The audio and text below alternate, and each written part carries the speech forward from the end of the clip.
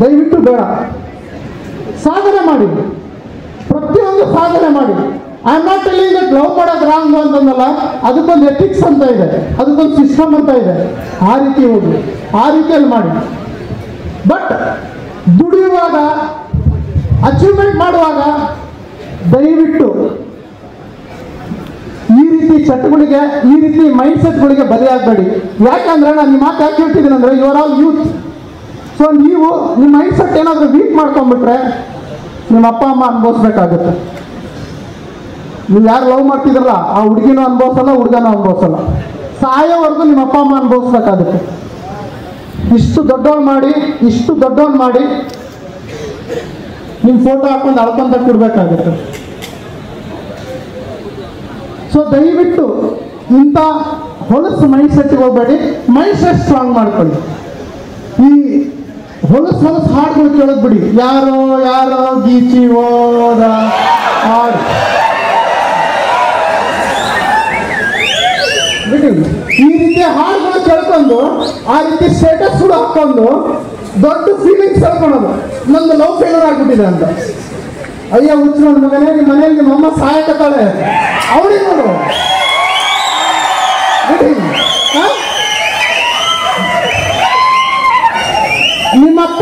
ನಿಮ್ಮಪ್ಪ ನನ್ನ ಮಗಳಿಗೆ ಚೆನ್ನಾಗಿರೋ ಹುಡುಗನ ಮದುವೆ ಮಾಡಬೇಕು ಅಂತಂದೇಳಿ ದುಡ್ಡು ಜೋಡಿಸಿಡಾಕತ್ತಾನೆ.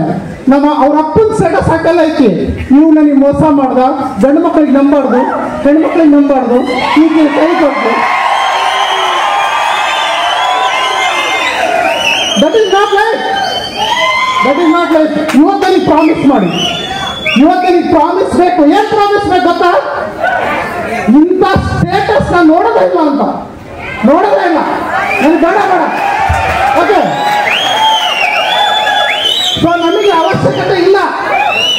ಓಕೆ, ನಮಗೆ ಕರಿಮಣಿ ಮಾಲೀಕ ಯಾರು ಅಂತ ಗೊತ್ತಾಗೋದು ಬೇಡ.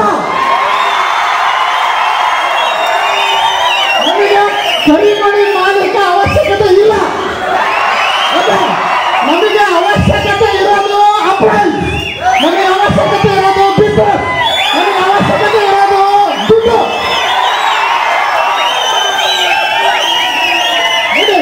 ನಮಗೆ ಅವಶ್ಯಕತೆ ಏನಿದೆ? ದುಡ್ಡು. ಸೊ ದುಡ್ಡು ಇತ್ತು ಅಂತ ಹೇಳಿದ್ರೆ ನಿಮಗೆ ಕರಿಮಣಿ ಅಲ್ಲ, ಬಂಗಾರ ಮಣಿಗೆ ಸಿಕ್ಬಿಡ್ತವೆ.